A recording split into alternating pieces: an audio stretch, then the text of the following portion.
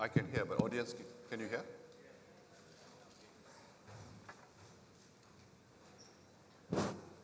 Dato' Sri? It's better. Okay. Now, to kick off, while I will not be so extravagant as to describe you as a superhero or a hero or anything like that, what you are doing in addressing the fiscal deficit with great resolve and responsibility is the right thing. I mean, subsidies have to be reduced, as you just underlined. The tax base has got to be expanded with the GST. You're doing absolutely the right thing, but there is a cost to it. Perhaps one could describe the cost as a political cost. Perhaps this is why so many different administrations in the past did not do this. In a sense, you are addressing a legacy issue as well. And in doing so, you incur this cost. You mentioned some of the steps you've taken to reduce the direct costs of price increases and so on. And that's one part of it. The other part of it, in a rising cost environment, there are also other social and political issues that are whipped up. So what are you doing actually to address the social and political situation? Because there is a lot of excitement in the country over communal and other issues. And that's equally important for the economy, to engender a sense of confidence and continued activity. Thank you, Sibudi. It's quite a daunting prospect to review subsidies. I have had discussions with leaders from other countries who face similar problems. And they all share with me that in their countries they have to review subsidies which are not sustainable. But they also know they have to pay the political cost. Because once you introduce subsidies, people take it for granted. You don't get any political dividends after a while. But if you remove them, there will be a political cost, you see. So that's the irony of it. But it is something that has to be done. It has to be done in stages and progressively. That's key. I mean, we didn't take the drastic solution. Iran chose a more drastic solution. If you recall, they removed subsidies overnight, but they also compensated the people with some cash payments. That's too drastic an approach. But if we can reduce subsidies progressively, but at the same time to increase the social safety net. And that's what we're doing. We must help the rakyat, especially the 40%, lower 40% households in terms of income. And that's why we decided to go for more targeted subsidies. The key to overcoming or mitigating the political and social costs would be better communication, better marketing. We have a very good story. We have very good product, so to speak. But our marketing, our communication is somewhat not at par with the quality of product that we have, so to speak. So we are now working hard, my colleague, Minister of Communication, Penerangan, we're all working hard, and others, to be more assertive and more effective in communicating to the rakyat. I suppose now, with the advent of social media, that has become the number one shaper of public opinion in the minds of people. Television has gone down to number 2, and print media is number 3 now. So that's where we're lacking in, I have to admit, but we're doing our level best to make our story telling more, our narrative more effective, and reaching out to the Malaysian audience as much as we can. It is a tough thing to do, but it's something that we have to live with. We cannot censor the social media, but we have to use it to get our story across more effectively. That's the thing that we are focused on now. Yes, Prime Minister. I think we are needing to increase our mind share in social media. And just for your information, today's conference itself is being not only broadcast live, but we have it on Twitter, on Facebook, and it's online right now. May I invite Tan Sri Fong for your comment and short question? Thank you. Yang Amat Berhormat, Mr. Prime Minister. I would go one step further than Tan Sri Monim Ajit. The essence of price control and subsidy was actually introduced in Malaysia way before our independence in 1947. Immediately after the Second World War, the British introduced the Control of Essential Goods Act, and since to stabilize the economy after the war. Since then, after independence, everybody forgotten about it because it has become part of our life, subsidies and so on. Yang Amat Berhormat, most economists will definitely agree that our country has long been overburdened with these structural issues, and all of them practically say that the present government has been brave to call for subsidy rationalization in the midst of a very difficult international environment. As you yourself alluded, sir, that these steps will bring long-term benefits to the nation, but at the short term, it will bring difficulties to many groups. While the government has many, many programs to help the ordinary folks at the individual level, things such as subsidized medical benefits, brain payments, what about the micro and medium-scale enterprises, which at 2011 stood at 655,000 establishments? They are the one most people feel have been overburdened with all the tough measures introduced, and unfortunately, they are the least prepared to face the challenges in the interim period. As seedbeds of entrepreneurship, many countries have, such as China, have offered them reliefs. China, in the case of China, they are allowed to pay VAT rates lower than the others. Amat Berhormat, is the government thinking of any steps to bring some relief to the micro and medium-scale enterprises in the interim measure so that they can continue to be the seedbeds of entrepreneurship for our country?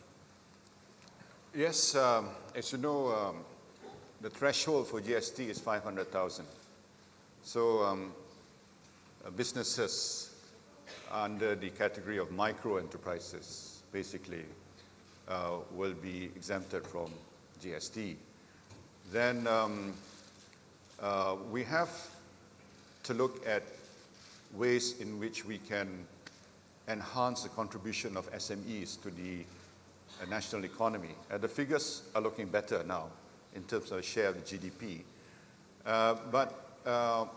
Since we formed this large task force or council, which I chair and economic ministers are there, together with Bank Negara as Secretariat and SME Corp, etc., we can see the share of SME as a percentage of GDP is in fact rising. But there's one area which I'd like to look at, which is how to increase the productivity of SMEs. I think SMEs are not innovating as fast as they should. And I think generally productivity is a problem in Malaysia. Our increase in productivity is only 2% compared to other countries which are at a higher rate. I think businesses, Malaysian businesses, are not innovating as fast as they should, not because they do not want to, but they have no idea how to go about it. And in the case of Germany as a model, they have created an institution in which if you want to innovate, if you have a business problem, say you want to make your business process more efficient, you want to introduce new technologies, all you need to do is go to this institution, and for a fee, which is quite small, they will do the innovation for you. They will do the R&D. They will give you a new business process. or a new technology which you can introduce in your business to make it more productive and more competitive. So we are looking at this now, whether we can institute a similar institution in Malaysia, which Malaysian businesses can refer to this institution, and this institution will help out. In a way, Sirim was supposed to do it. They are doing it, but not to the extent that really make a huge difference. I think the numbers are not that positive yet. I did not mention it in my speech, but I think the other challenge is that Malaysian business productivity, is not increasing as fast as it should. So that will be the next focus, to make Malaysian businesses, which includes SMEs, to be more competitive. Thank you, Prime Minister. May I ask Tan Sri Dr. Sulaiman to make a comment in a question? Thank you, Tan Sri. Yang Amat Berhormat, I congratulate you for all the reforms you make. And I share, as an economist, I share those reforms, and they must be undertaken. But I think much of our growth has been very much based on domestic demand, investments, government expenditure. And easily, we have been depending a lot on exports. In the context of very poor recovery in Europe, it's recovery, of course, gradual recovery in the United States, and greater protectionism coming up now, and onshoring of certain activities going back to those countries because of greater protectionism. And all these things, how can we carve a better export market for people, for our producers? And it's very important because in the past, if you grow at 7%, easily 2% from the external sector. But now we are growing about 4 to 5%. There's little contribution by the export. Yeah. Thank you. Okay. Thank you. Thank you. That's a very important consideration. As you know, take for example China, and China is our largest trading partner. The growth rate in China will not be at the level of double digit, as we all know. It will be in the region of 7 to 7.5%. But more importantly, there is a rebalancing of the economy in China that will shift from investment to more consumption-led growth.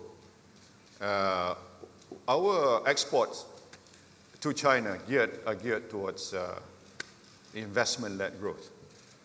So therefore now, we have to do some structural change to adapt to the changing pattern of demand in large economies like in China, for example. So that's a very good example of some of the policy changes we need to do so that we can take advantage of the consumption-led growth in China. The other thing is we are a huge trading nation. As you know, our total trade is 167% of our GDP, and it is one of the highest in the world. And therefore, we have to be part of the world trading system, and free trade arrangements will, on balance, benefit Malaysia. And that is the raison d'etre for us to be involved in the TPP, Trans-Pacific Partnership Agreement, TPPA. But the difficulty is that it is not just confined to trade investment. They added other things, state-owned enterprise, government procurement, investor settlement dispute, etc. So that makes it more complex. But having access to markets for export products, in which case we have lost, because we become upper middle income country, we have lost our tariff advantage, and some countries have withdrawn that. So we will be at disadvantage if we don't have more competitive access to even our traditional markets, like the United States, for example. So that's a challenge between us, simply because the people who will benefit from, say, the TPPA in terms of access to market, and the people who think they will lose from TPPA are two different sets. So the people who will benefit, they keep quiet, The people who lose or feel they will lose, they will make a lot of noise. So that's the problem we have. But, being a major trading nation, we have to be part of the global system. Thank you, Prime Minister. We may have just time for one final question or comment. Tan Sri Munia, you're holding the mic. The general expectation is that the external demand will drive the economy this year. You just mentioned the flattening of growth in China.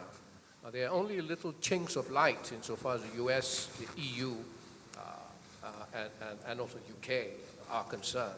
What is your expectation in terms of the main driver of growth for the economy this year? Last year it was largely the domestic demand. What is your expectation this year? I think will be basically still domestic driven. And we expect the certain sectors to perform better. And I think this year we believe the oil and gas sector will be a rising, I wouldn't say the rising star, but the significance of oil and gas sector will be quite significant in this year. And some of the major projects that we are implementing, like Rapid, for example, will take off this year, next year, and we'll see that contribution to the economy rising. And consumption will be, I think, fairly high as well. I'm hoping some recovery in terms of commodity this year. I think prices will, according to forecasts, will go up a bit in terms of, say, oil palm prices will be expected to be 2,500 to 3,000. If it reaches 3,000, I think our commodity performance will be better. So overall, I think the picture will still be domestic driven because world trade will not grow as fast as recent years. There'll be the growth will be there, but it will be slower growth. And also world growth will be slightly slower. That is expectation. So we have to strengthen our domestic economic resilience. Thank you, Prime Minister. You have, in the very short panel discussion, highlighted the importance of growth drivers for the country. You commented about Malaysia's trade with China, what more we can do to benefit from our partnership with China. You have also shared your vision on growing the SME sector. And I think the need for increasing business productivity was a very key point that has emerged from this panel discussion. We'd like to thank you, sir, for being with us this morning and for sharing your thoughts in the panel session. We'll have to move on to the next part of our program. Over back to the Masters of Ceremonies. Thank you, Tan Sri Michael.